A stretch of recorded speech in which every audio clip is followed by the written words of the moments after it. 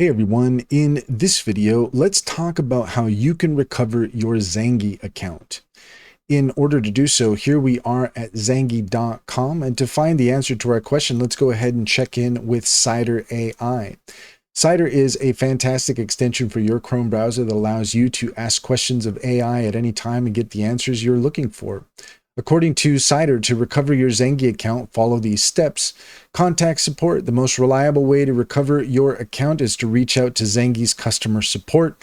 You can email them at support@zangi.com for assistance. If you have forgotten your password, attempt to reset it through the app. If you had set a password prior to losing access, you can also try downloading the Zangi app on a different device and entering your credentials. Visit the Zangi FAQ page for additional recovery options and troubleshooting tips. And that's all there is to it. If you found this video helpful, please leave a comment and like and subscribe, and don't forget to set your notifications for more helpful tips. Also, if you're interested in taking advantage of Cider AI, take a look at the link in the description. There you'll find a link to our link tree.